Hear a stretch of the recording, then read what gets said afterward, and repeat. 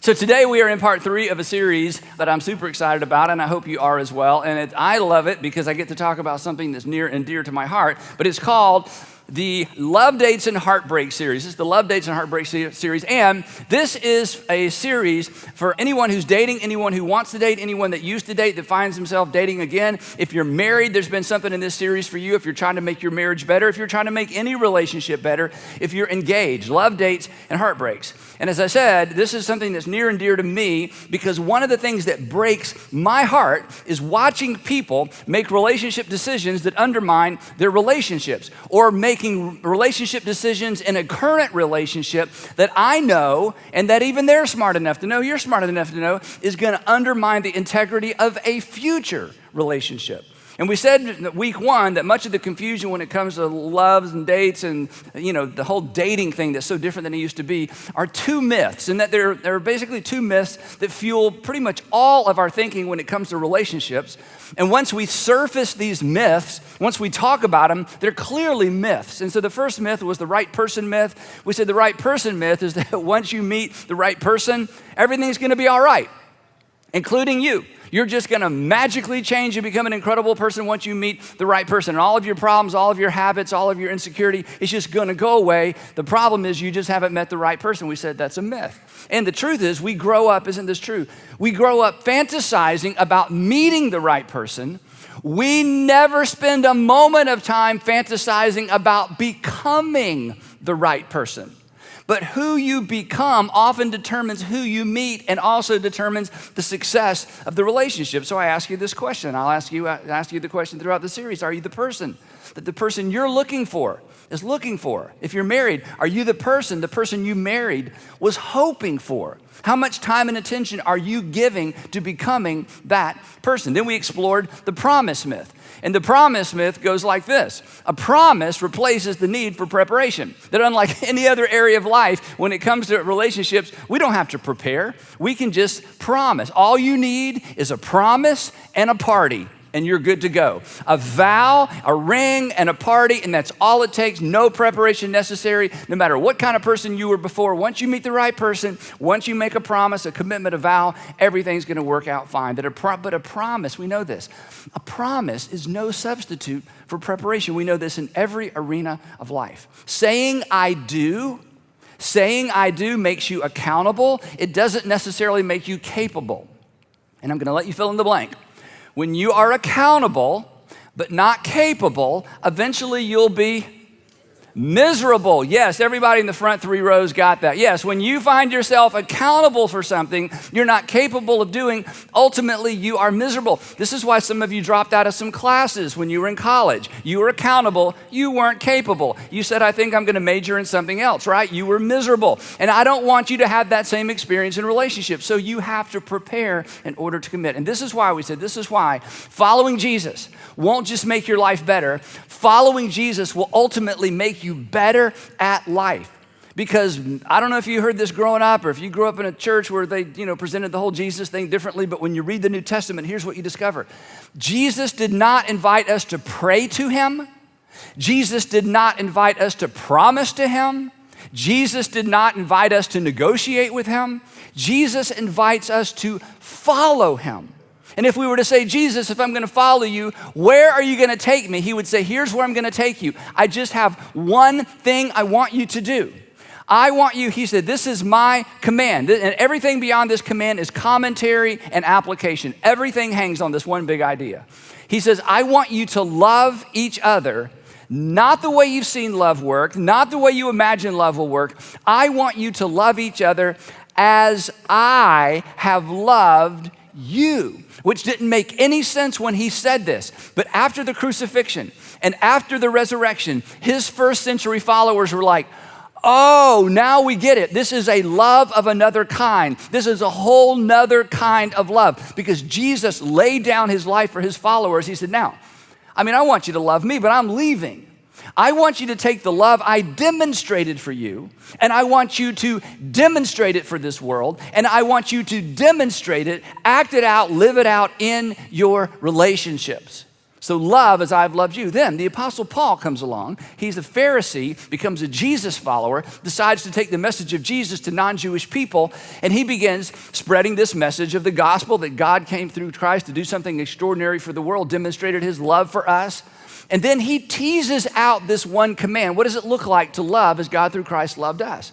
And so in all of his letters, Romans or 2 Corinthians, Ephesians, Philippians, Colossians, all of those letters, you'll find throughout Paul's letters, he comes back to this simple theme. And he ties all of his here's how a Christian should live to the idea of here's what God did for us through Christ. And he teases out or defines what it looks like to love other people and to love each other the way God through Christ loved us. So he actually defines this for us.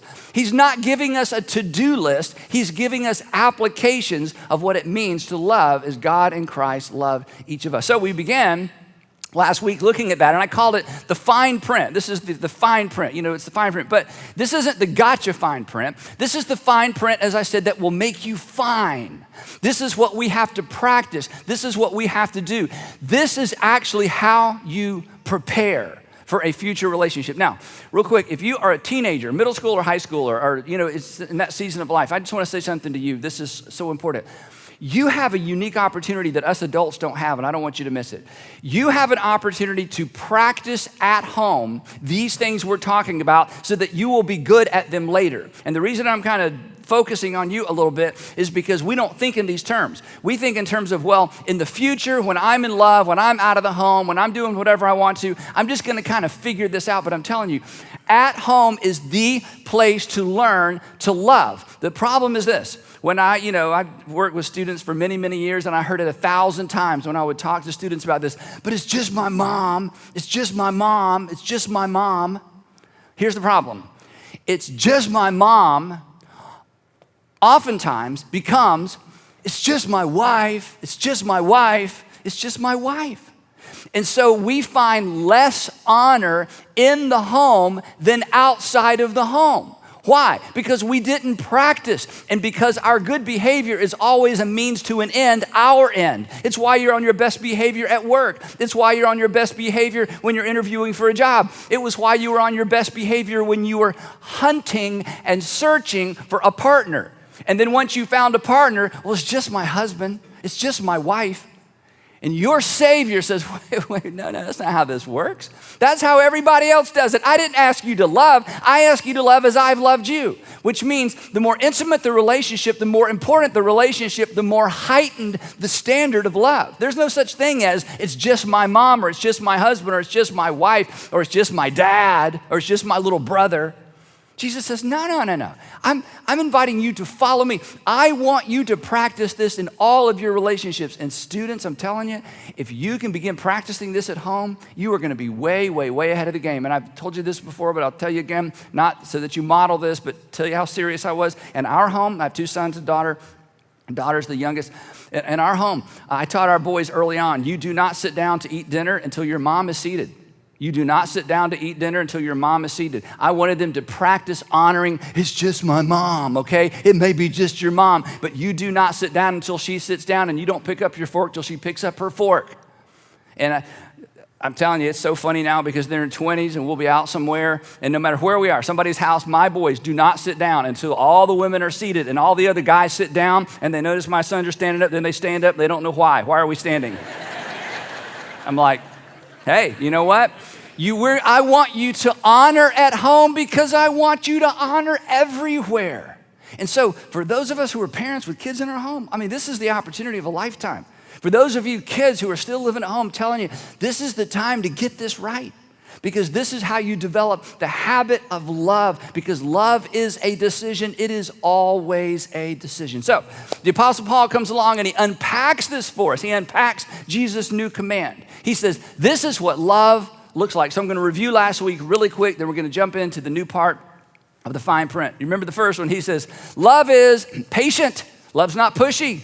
Just like God accommodated to your capacity and to your pace, you are to accommodate to the capacity and the pace of those around you. Love is kind. Love is basically loaning another person your strength instead of reminding them of their weakness. Again, just like God did for you. Love does not envy. He says it does not envy. It does not boast. It's not proud. Love allows the other person to shine. Love doesn't have to step in the spotlight all the time. Love is able to push the other person in the spotlight and stay out of the spotlight. Love allows the other person to get the credit and the attention even when they don't deserve the credit and the attention.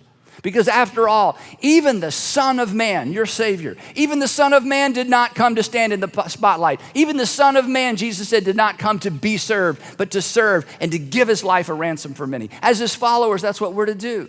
It does not, we saw last week, it does not dishonor others. Love does not behave dishonorably. Love does not behave dishonorably, disgracefully, or indecently. It treats other people, we talked about this. Love treats the other person like they are more important than we are. They're not more important. We just treat them like they are. And as we demonstrated last time we were together, every single person in this room, every single person watching or listening, we know how to do this. We know how to treat a person as if they are more important than us. And God says, I want you to treat people like they're more important than you because I treated you like you were more important than me. I sent my son to pay for not all the good things you did. I sent my son to pay for your sin. In that moment, I put you ahead of me.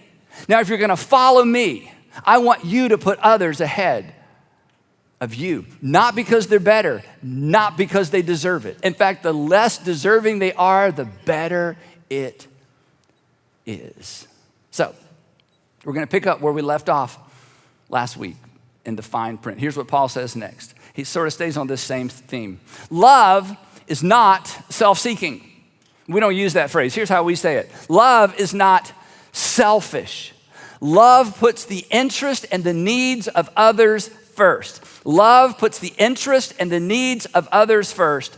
Love puts the interest. What are you interested in? I would love to spend 30 minutes telling you what I'm interested in. What are you interested in? You talk, your story. Love puts the interest and the needs of others first, which, let's face it, we're all smart enough to know this, would solve 90% of all relationship problems, right? If two people decide to put the other person first, there are no relationship problems other than, okay, you first, no, you first, no, you first, no, you first. Okay, but that's a good problem, okay, right? So if two people decide to put the other person first, that solves most relationship problems, and here's why. Because in most relationship problems, there's a theme. In fact, in most arguments, in fact, in all arguments, the two people arguing actually both want the same thing. They want their way. That's what they want, right? The person you have the most arguments with, you have something in common. You both want your way. This is why I've told you in the past, and I wasn't kidding. In the middle of an argument, especially if you're dating someone or you're engaged or you're married, you should stop in the middle and say, hey, you know what the problem is here? You've heard me say this. You know what the problem is here? I'm not getting what I want. I mean, that shuts down the whole argument. Because, if they have any sense of self-understanding, they would stop and say, well, that is part of the problem because I'm not getting what I want either. And when two people can recognize the problem is both of us aren't getting what I want, then you can talk, you can work through this. But this begins with a commitment not to be selfish. Now, little tip for those of you who are dating. The best way or the quickest way to find out how self-seeking the person you're dating is, the quickest way for you to find out how self-seeking or selfish the person you're dating is for you to be not self-seeking and not to be selfish. In other words, if you'll practice this 100%, then you'll discover very quickly how selfish or how self-centered the other person is. And here's what I mean. If you give and give and give, and they take and take and take, then you'll know it's time to run and run and run. Okay? Let me go over that again. This is kind of complex. Okay, right? In other words, if you decide I'm not going to get tit for tat. I'm not going to be back and forth. I'm not going to match their anger. I'm not going to match their selfishness. I'm not going to demand my way because they're demanding their way. No, I'm going to be a Jesus follower. And if they take advantage of my selflessness and if they take advantage of my generosity, then they are not for me. But if you choose not to be self-seeking, if you choose to be more selfless, and they respond in like kind, you may have found your person. Love is not self-seeking, and we are all naturally self-seeking. So Jesus says, That's why I want you to follow me. Not your appetites, not your impulses, not the way your dad was, not the way your mom was, not the way your friends are. I want you to follow me. And as I gave my life for you, I want you to look for ways to give your life away to the people around you. And when two people approach the relationship that way, something happens. He goes on, he says this, love is not easily angered. And I highlight easily because everybody gets angered at some point, right? I mean, anger it's impossible to 100% avoid anger. But he says, look, if you're gonna love like God through Christ loves you, you're not gonna be easily angered. And the little Greek word angered actually was a cooking term. It means to be stirred up. Stirred up. In fact, you probably don't use this language, but in the past, people would say things like this. I was so stirred up, I wanted to scream. Have you ever had people stir you up? It's just like stirring you up. That's what it means to be angry. And the Apostle Paul says, okay, when you decide to love like God through Christ loves you, you will not be easily stirred up. You will not be easily angered because love doesn't get wound up or ticked off easily. Love can listen. Love, this is my favorite word. This was my word as a parent when my kids were going through middle school and high school that I had to learn. That love absorbs. That sometimes you have to sit and just take it in. And just take it in. Not reflect it back. Not pretend like it's not true. You just absorb it. You know what to absorb means? We all know, we've seen a liquid be absorbed into something. Did you know this? Energy can be absorbed as well, right? And when we're in a difficult conversation with someone we love or that loves us, there's times when you just have to absorb their energy. Love doesn't react. Love responds. And I'll tell you why. Because love puts the other person's, this is key, love puts the other person's story ahead of their own story. Because isn't it true when someone's angry or when somebody is saying things that are beginning to make you angry, isn't it true that the conflict is around story? This is my story. This is the way I see it. This is what I experience. This is how I experienced. This is what I saw. This is what I heard. It's all about story. So in those moments, love realizes, you know what? We have different stories. We have different stories around the same event. So I am going to listen to your story. I'm going to put your story, your version of the events ahead of my own because love remembers that everybody's behavior makes perfect sense to them. Everybody's behavior makes perfect sense to them. And when their behavior doesn't make sense to you, it's because you don't know something. So love absorbs, and love listens, and love prioritizes the other person's story. Because after all, she may push your buttons, but those are your buttons. He may tick you off, but those are your ticks. That doesn't really work as well. But anyway, you can see what I'm saying. Okay. In other words, here's the thing. So here's the question I guess to ask. Are you easily angered? Are you easily angered? Do you realize that's a you issue? That's a love issue? Are you easily angered?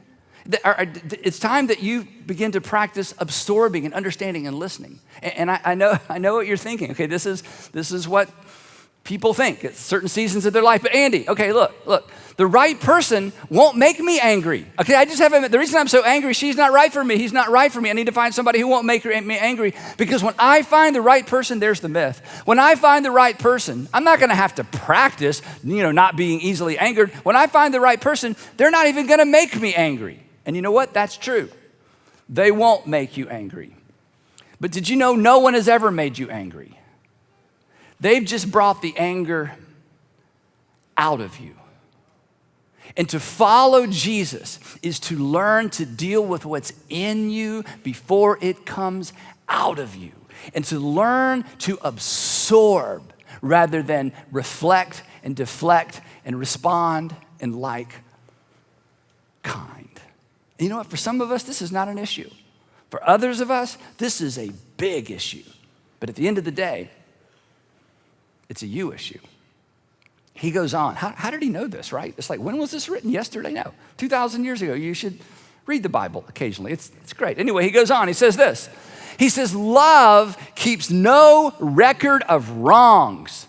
In other words, love doesn't have the file drawer. You know, hold on just a second. October 3rd at 3:30, you did the same thing. We've already talked about this, put it back in the file, but now I have something else to put in the file, right? Love doesn't do that. Have you, this kind of funny thing, right? Have you noticed this? That relational record keepers, they rarely keep track of their own records. Have you noticed that? They got all kind of files on you, but they can't remember anything they've done wrong. In fact, the more memory they have about your past faults and failures, the less memory they have of their own. In fact, you have thought this. In fact, you made the mistake of saying it one time, well, I guess you're never wrong. They're like, hold on a second. You always say that. I have 8 times that you have said that you're always wrong, and now I have a 9th, right? It's like you just can't win, okay? Let's talk about you for a second. To be honest, you don't have to answer this out loud. Do you enjoy catching your fiance? Do you enjoy catching your girlfriend? Do you enjoy catching your spouse messing up? Is there something that's in you? It's like, okay, I'm going to bring it up gently, but I'm going to bring it up. Is there any sense of aha in you? Do you enjoy catching them messing up? That's messed up. Stop it. Here's why I say stop it. Not because the Bible says so, not because I think I'm the boss of you. Stop it because that's not what God does for you. And this whole new way of living, this whole new way of loving is taking our cue from our Heavenly Father who sent His Son into this world to deal once and for all with our sin. And He's got a file cabinet on you a mile long. He never opens it. And He hasn't forgotten. He just doesn't bring it up. He says, now, I want you to go do that for other people. Well, that's difficult. Of course it's difficult. All of this is difficult. None of this is natural. It's just better. None of this is easy. It's just better. That's why following Jesus will make your life better. It'll make you better at life. He says, don't come and try to be exactly like me. I just want you to follow me. And over time, you'll fall into the rhythm of a brand new way of thinking about life and love. In particular, forgiving and then pretending to forget is always your best bet. Forgiving and then pretending to forget is always your best bet. Because remember this is important. You can be, if you're a parent, if you're in any relationship, you can be exactly right and end up exactly alone. You can be in other words, you can be right about what you say 100% of the time, and no one will want to live with you. And it won't be because you're wrong. It's because you were always right, and you were right too often, and you just couldn't shut that stupid cabinet and leave it shut. You kept bringing up the past, and you were 100% right. I mean, your details, your notes, your dates, your memory, it was perfect. And nobody wants to be around you. And your Heavenly Father says there's a better way. I want you to forgive and then live like you've forgotten, because that's what I did for you. As far as the east is from the west, so far have I removed my transgressions from you. As far as the east is from the west, so far has He removed your transgressions from you and from His memory. Besides, come on, let's be honest, and I'll move on. Besides, it's a power play. Come on. The moment you reach for that handle, it's a power play. Why? Because when someone holds the past over your head, who is in the elevated position? The moment somebody begins to remind you of your past, who is in the elevated position? Love does not power up. Love always steps down. Paul said it this way. Jesus made Himself nothing by taking the very nature of a servant. And He says, now, follow me. Follow me into your marriage. Follow me into that relationship. Follow me as a parent. Follow me as a boss. Follow me as an employee.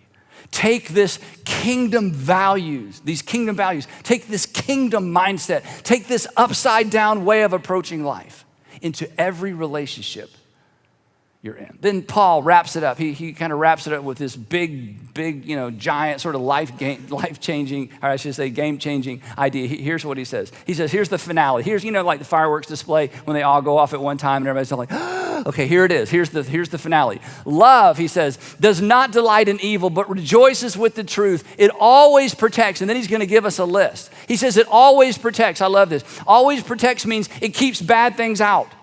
Love always looks for a way to keep bad things out of a relationship, which means, and I know this is harsh, if you are smuggling bad things into a relationship, if you have smuggled bad things into a marriage, if you are smuggling debt into a marriage and they don't know about it, if you are smuggling a habit into a relationship, if you are smuggling a habit into your marriage, if you're bringing something in that has the potential to undermine the marriage, you are not protecting that relationship.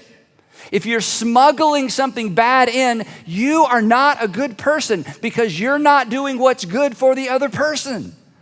And you don't want to be that person. He says, protect that relationship. Don't look for ways to smuggle things in. And then the fireworks go off. Love does not delight in evil, but rejoices with the truth. It always protects, it always trusts, it always hopes, and it always perseveres. Love, it's always a choice, right? Love chooses to see the best. Love chooses to hope the best. Love chooses to believe the best. And then love chooses to overlook the rest. Love catches people and enjoys catching people doing good and doing right. It always hopes, it always believes, it always perseveres. Love chooses, we've talked about this, a generous explanation for the gaps. So, here's all the fine print at one time. Here it is. He says, this is what it looks like. It's patient. Love is patient, kind, not jealous, not arrogant, honoring, selfless, not easily angered, not a scorekeeper, protecting, trusting, hopeful, and persevering. And if you're like me, when you look at this list, you think, well, then I get about a C minus or maybe a D plus, or at times a B minus if I'm really on my good behavior. But Andy, come on.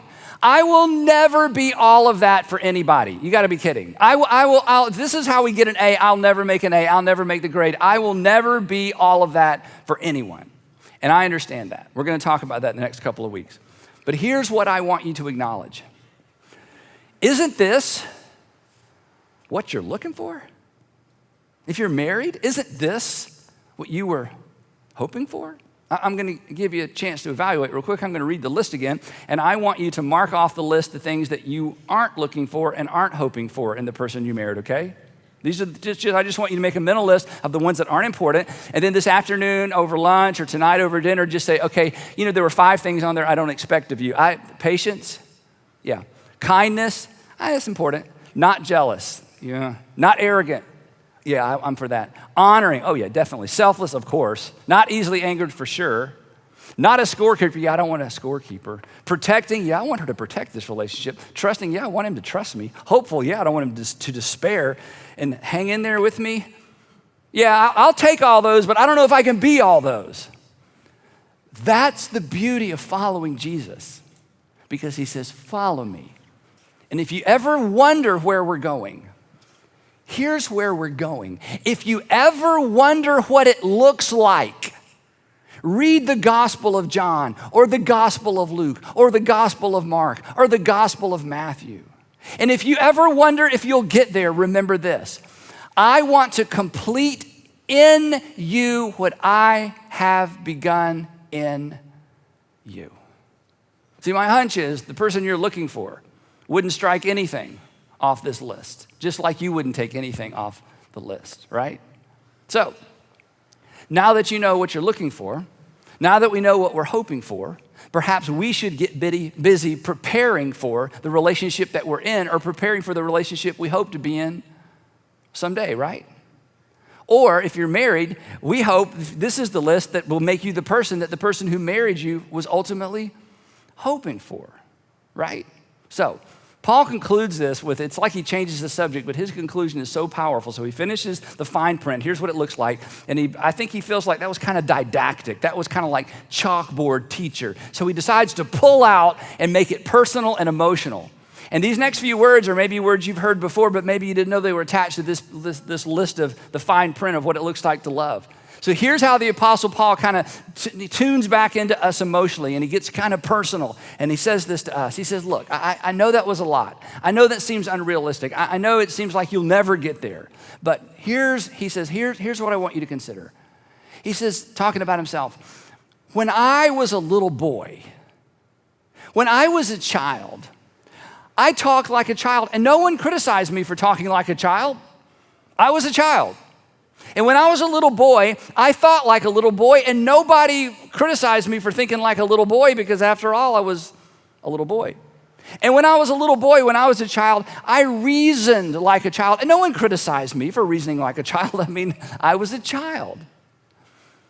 And then he stares us down a little bit, and he says, but come on, talking about himself, because he's trying to invite us in. He says, but when I became an adult, I put the ways of childhood behind me. This is his gentle way of saying he's so good. This is his gentle way of saying, folks, let's grow up. Let's grow up. When I was a child, I thought about love and I fantasized about love and I reasoned about love the way a child does. But now I'm an adult. And I don't think about it that way anymore. When I was a child, I thought, well, I'm the prince and I'll meet the princess and we'll fall in love and we'll live happily ever after. It'll say the end, but it won't be the end. It'll actually just be the beginning. And it'll all work out. That's how the love stories are. The whole movie is about them finding each other, as I said in week 1. And then once they find each other, they live happily ever after, right? But we know it doesn't work that way. And so the Apostle Paul's saying, come on, those are fairy tales. That's wonderful entertainment. But let's abandon our storybook assumptions about love. Let's abandon our storybook approach to love. Let's abandon the assumptions about love that culture has ingrained in us. And so the question as we move toward next week is this: are you willing? Am I willing? Are we willing to abandon the assumption that once you meet the right person, you'll magically become a different person? Are you ready to do the difficult work of becoming the person you're looking for is looking for, or the person who married you was hoping for? And I hope so, and somebody else hopes so as well. Now, the series is Love, Dates, and Heartbreaks, and we've just finished love. So next week, we're going to talk about dates, love, dates, and heartbreaks. And next week is going to be epic because next week, the title of the message is Andy's 5 Rules for Dating, okay? I completely made these up, all right? Andy's 5 rules for dating. So this is going to be specific for those of you who are dating again, don't know if you want to step back into that. We're going to look at some of the literature about dating, some of the interesting things being said about dating. Then I'm going to give you the 5 listed, the 4, the 5. By next week, it may be 7. Who knows? The 5 rules for dating. So don't miss next week. Don't miss part 4 of Love, Dates, and Heartbreaks.